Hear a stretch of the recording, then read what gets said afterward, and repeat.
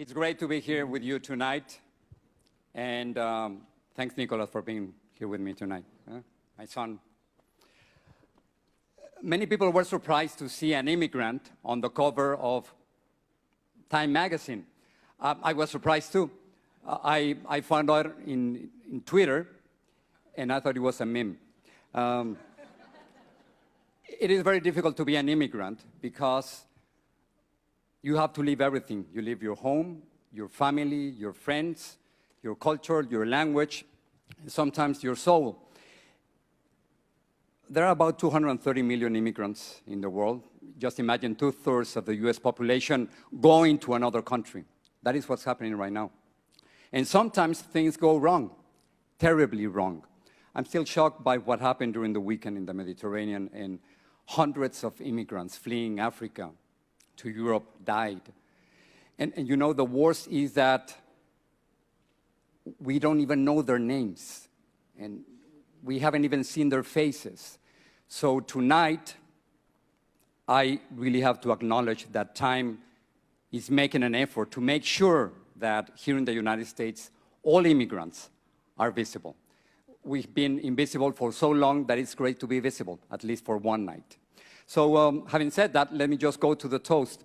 During an interview, somebody asked me if all the people who made the Time 100 list had something in common. And of course, I laughed it off and said, nothing. We have nothing in common. But then if you really think about it, I think what you all have in common is that you are rebels. Really.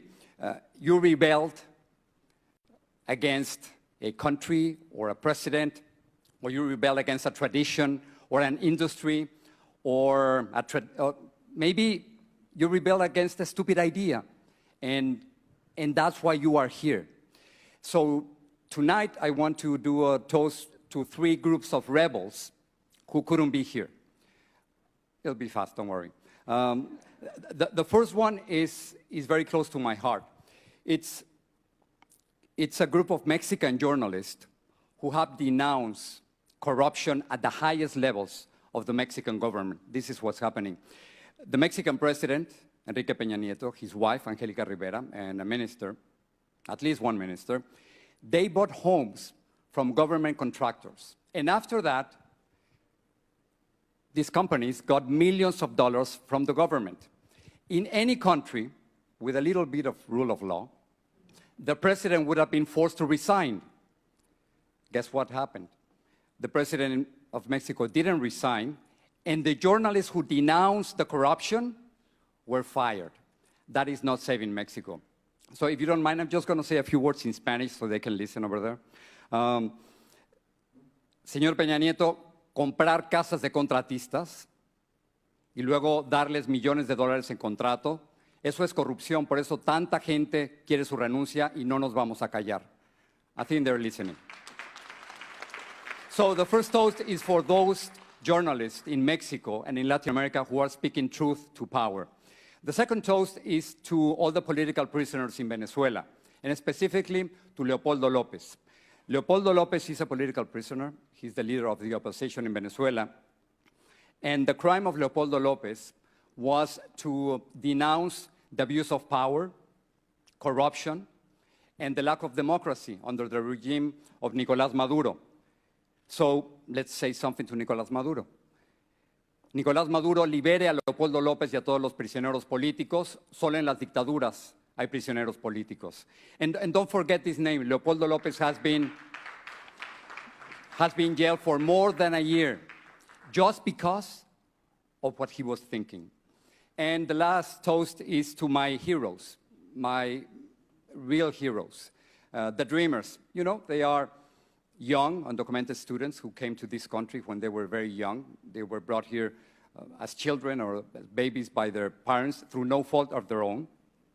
And because Congress has done absolutely nothing during the last decade on immigration, nothing, the dreamers decided to take this on themselves. So now they are changing immigration policy in this country. And you don't want to be their enemy. I mean, they get in your face.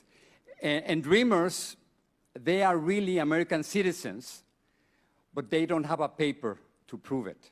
And not only that, there are many politicians and many presidential candidates who want to deport them.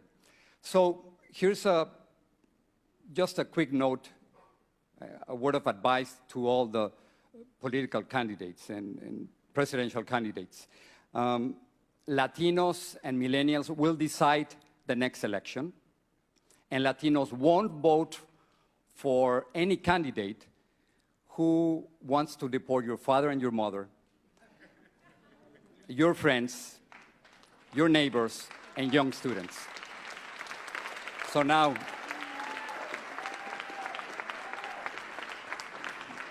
this is a toast for all the journalists in Mexico who are fighting corruption, for all the political prisoners in Venezuela, for the immigrants who believe that immigrant rights are human rights, and for all the rebels out there who are changing the world through nonviolence.